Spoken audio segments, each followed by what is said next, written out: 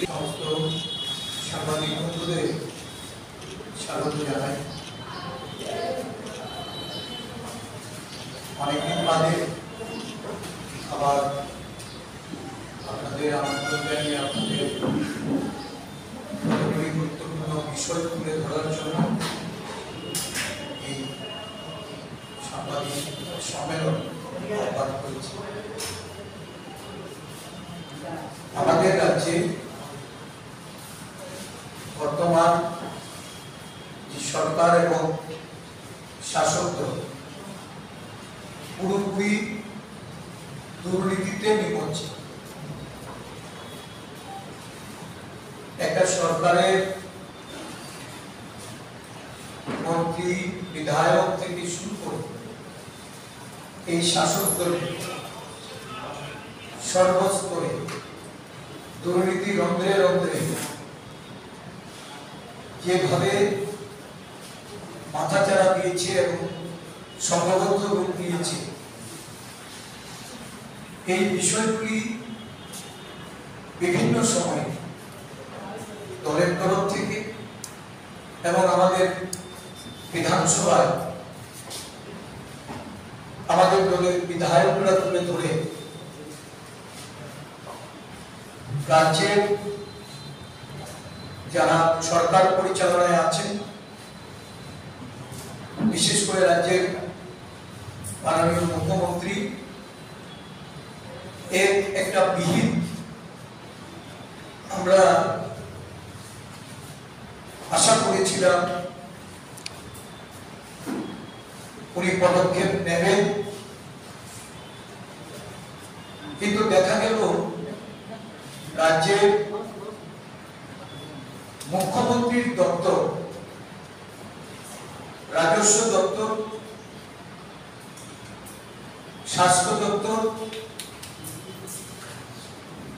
শিক্ষা দপ্তর, পূর্ত দপ্তর, আরবান ডেভেলপমেন্ট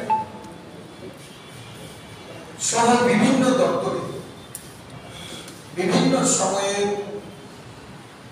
এই দুর্নীতির তথ্য উঠে এসেছে এবং এই দুর্নীতিগুলি বিরোধী দলের পক্ষ থেকে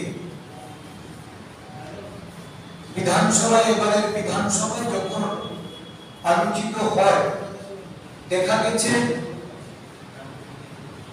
আলোচনা করার ক্ষেত্রে তাদেরকে নানাভাবে বাধা প্রদান করা হয়েছে,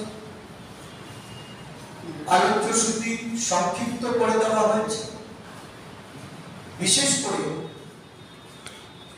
রাজস্ব দপ্তরের দুর্নীতি নিয়ে যখন আমাদের বিধায়ক সুদীপ বাবু উত্থাপন করে, এই বিষয়ে ওনাকে কথা বলতে স্পিকার থেকে শুরু করে ট্রেজারি বেঞ্চের সদস্যরা তারা নানাভাবে বাধা দিয়ে এটাকে প্রতিহত করেছে। পরবর্তী সময়ে সুদীপ বাবু সাংবাদিক সম্মেলন করে এই বিষয়টা তুলে ধরেছে। এই বিষয়টা এটা মুখ্যমন্ত্রীর দপ্তর, রাজস্ব দপ্তর, এই দপ্তরে বিশালগড় যেটা সিপাহীজলা জেলার অন্তর্গত, এই জেলার কিছু বিষয় নিয়ে 2023 সালে 12 অক্টোবর প্রদেশ কংগ্রেসের পক্ষ থেকে আমরা একটা দুর্নীতির তথ্য সাংবাদিকদের মাধ্যমে জনগণের কাছে পৌঁছে দেওয়ার জন্য আমরা তুলে ধরেছিলাম। তৎকালীন সিপাহী জেলার যিনি জেলা শাসক ছিলেন, ওনার লিখিত যে অভিযোগ, সেই অভিযোগ সচিবালয়ের রাজস্ব দপ্তরের যিনি উপসচিব, ওনার নিকট প্রেরণ করে কিছু ব্যবস্থা গ্রহণ করার জন্য উনি সেখানে ওনার পরামর্শ রেখেছে। দেখা গেছে দীর্ঘ সময় অতিবাহিত হয়েছে।